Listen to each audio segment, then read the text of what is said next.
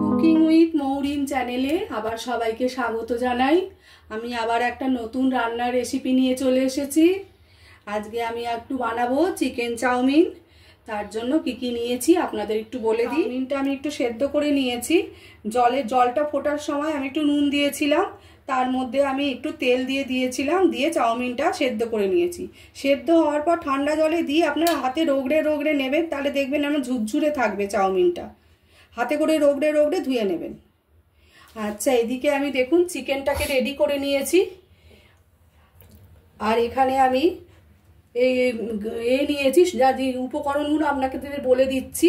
এখানে পেঁয়াজ নিয়েছি, রসুন কুচি, লঙ্কা, গাজর, বিনস, এখানে মরিচ নিয়েছি, গোলমরিচের গুঁড়ো, আর এখানে সসের মধ্যে নিয়েছি soya sauce, tomato sauce, chilli sauce, আর পরিমাণ মতো নুন যেটুকু লাগবে দেব। এবার শুরু করি। এবার আমি চাউমিনটাকে একটু রেডি করে নেব। নাড়তে গেলে আমার অসুবিধাটা একটু কম হবে, ওই জন্য আমি একটু রেডি করে নিচ্ছি। এর সাথে আমি টমেটো সস,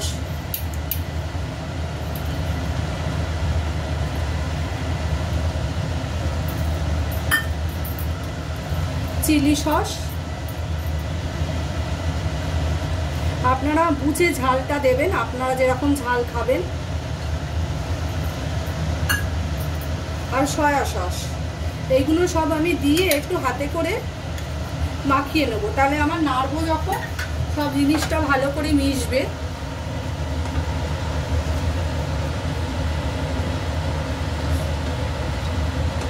দেখুন আমার চাউমিনটা কত ঝুরঝুরে হয়েছে। ঠান্ডা জলে রগড়ে ধুয়ে নেবেন, তাহলেই চাউমিন ঝুরঝুরে হবে।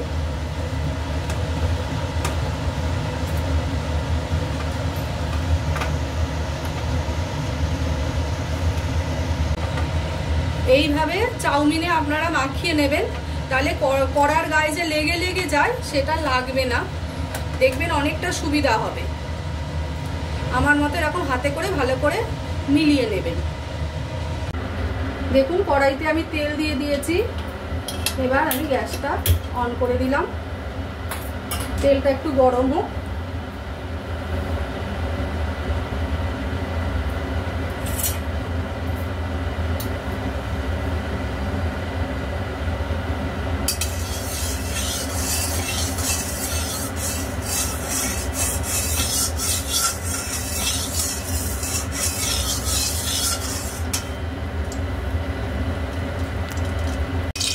তেলটা আমার গরম হয়ে গেছে।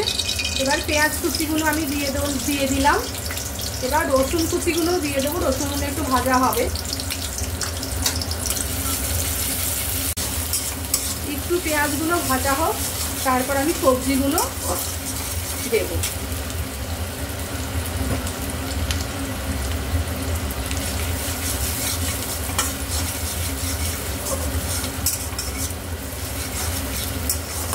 দেখুন পেঁয়াজটা অল্প ভাজবো, বেশি ভাজবো না, ভাজা হয়ে গেছে। এবার আমি গাজরটা দিয়ে দেবো। গাজরটা একটু ভেজে নিই, তারপর বিনসগুলো দেবো। বিনসগুলো তো নরম, গাজরটা ভাজা হয়ে গেলে বিনসটা দেবো। দেখুন গাজরগুলো ভাজা হয়ে গেছে আবার। এবার বিনসগুলো দিয়ে দিলাম।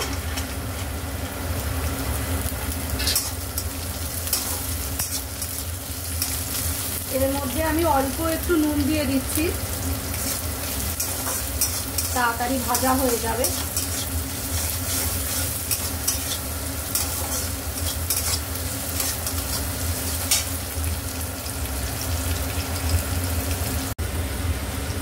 দেখুন গাজর আর বিনস ভাজা হয়ে গেছে। এবার চাউমিনগুলো আমি অ্যাড করে দেবো।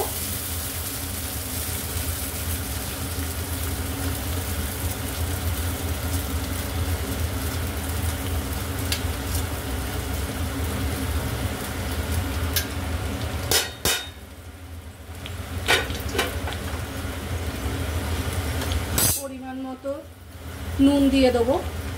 যেহেতু সয়া সসে একটু নুন থাকে, নুনটা বুঝে দেবেন আপনারা। এবার এটাকে আমি ভালো করে টস করে নেব।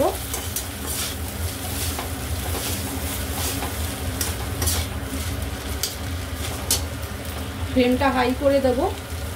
এবার আমি যেই চিকেনটা আমি করে রেখেছিলাম এইটা আমি এর সাথে মিশিয়ে দেব। যদি এইটা আমি বোনলেস চিকেন নিয়েছি করে, আমি রেসিপিটা যদি আপনারা জানতে চান আমাকে কমেন্ট করে জানাবেন, আমি আপনাদের জন্য রেসিপিটা করব। এবার আমি চিকেনটার সাথে চাউমিনটা মিলিয়ে দেবো।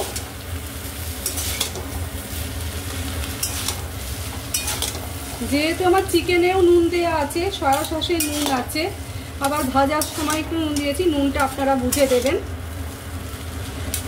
দেখেছেন একটুও লাগছে না। যদি সসগুলো ভালো করে মিশিয়ে নেন হাতে করে করে, তাহলে একদম পুরো দোকানের মতো চাউমিন হবে। আমার চিকেন চাউমিন একদম রেডি হয়ে গেছে। যদি আমার রেসিপিটা ভালো লাগে লাইক শেয়ার কমেন্ট করতে ভুলবেন না। ভালো থাকবেন, সুস্থ থাকবেন। আবার আমি নতুন রেসিপি নিয়ে আপনাদের কাছে ফিরে আসছি। টাটা।